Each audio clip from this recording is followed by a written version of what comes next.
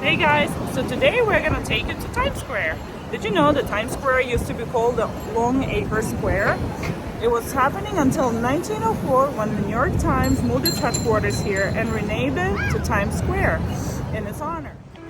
The mayor of New York was the one who renamed Longacre Square after the paper in the New York Times, though it took less than a decade for the Times to relocate again. Fortunately, the name stuck.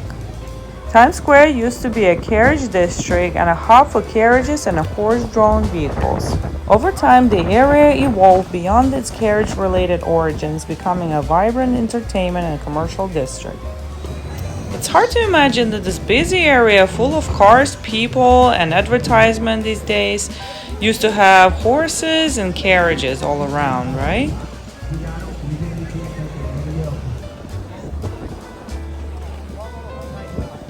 Times Square quickly became a hub for theater, with the area's Broadway becoming renowned for its productions. The area also became a pioneer in large-scale electric advertising, with vibrant billboards and neon displays becoming iconic. Times Square is always so busy, it has so many people constantly. You know, after living here for so many years, like around 15 years, we almost never actually came to Times Square, just because it's full of tourists, and I feel like local people tried to avoid this place a little bit because of its busyness.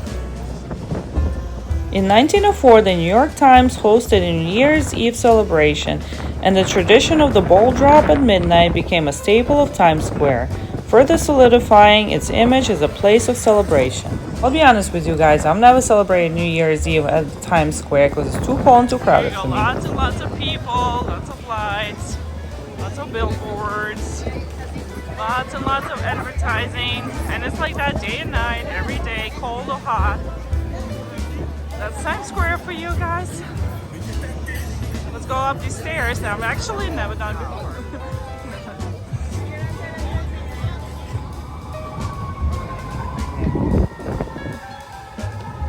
Here at this busy intersection, also known as the crossroads of the world, travelers will find some of the greatest theater productions on earth, as well as many of the most prominent buildings and the cultural attractions in the Big Apple. Oh my god, it's so cold actually, and super windy, so I'm gonna put my hoodie on. Much better. Did you know that you can see Times Square all the way from outer space? I actually never knew that. I researched today, and apparently astronauts confirmed that you can see Times Square because of all these lights and advertising and all the craziness that's happening here. That's nuts. Alright guys, let's keep walking around. Let's see what else we can find. So many tourists. Definitely very touristy here.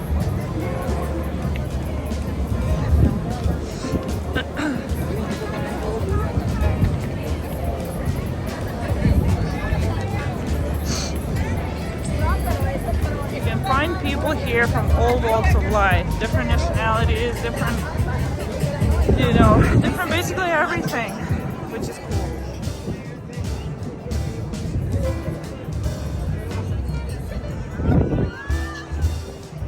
I also wanted to mention a little bit of a history about the Times Square. By World War I, most legitimate theaters had moved to Times Square from the previous entertainment district that were further downtown. Respected restaurants and high-end hotels established themselves in the neighborhood, thus contributing to the thriving environment. Even though popular bars, restaurants, and theaters attracted people to the area, it was also the development of the public transportation that facilitated Times Square's dramatic growth. So by the late 1920s, subway lines, buses, and elevated lines all stopped at West 42nd Street. It thus became an irrefutable hub of the city, transporting all the people, visitors, as subordinates. Unfortunately, during the Great Depression, the growth of the theater district slowed down as the theater struggled to survive during this period. Times Square had begun a descent into despair and depravity. World War II had another big impact on Times Square. In May of 1942, Mayor LaGuardia ordered a dim-out. That meant that exterior and interior lighting, including the advertising and building lights, were required to be turned off to protect pedestrians from the enemy submarines in coastal waters. The negative impacts of Great Depression and World War II on Times Square solidified over time. In the 1970s and 1980s, Times Square was a hub of neon lights, crime, and the underground culture.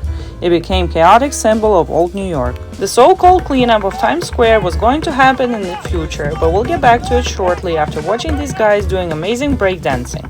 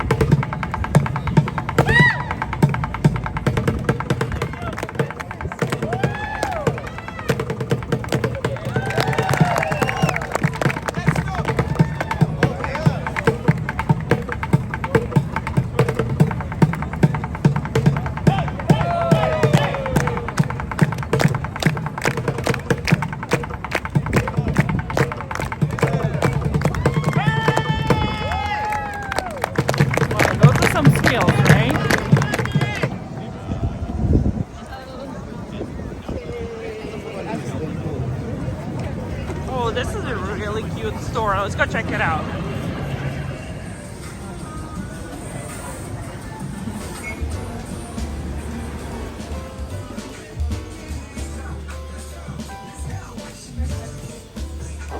Lots of cute stuff.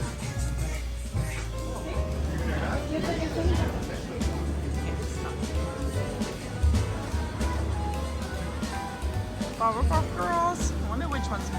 This one.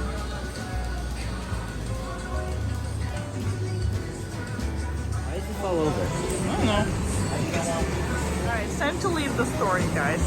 This is a cuteness overload. Let's go back outside.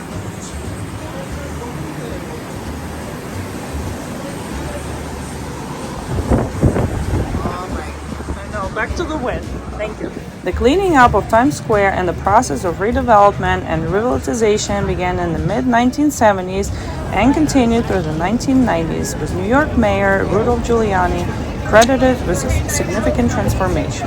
The redevelopment continued with the construction of new office towers, hotels, and tourist attractions, shaping Times Square into the vibrant, tourist-friendly destination it is today. Lots going on, lots of traffic, lots of people. Food trucks, lots of stores, lots of lights.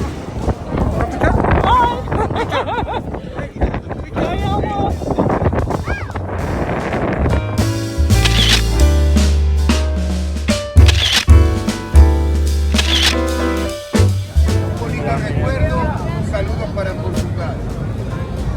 Everybody, come on, come on. Hey, Portugal. Here comes the end of our trip to Times Square. I hope you guys enjoyed this trip with us. We're gonna probably have to find some food to eat because it's really cold and windy outside, as you can see.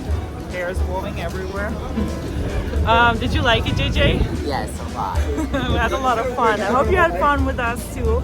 And see you next time.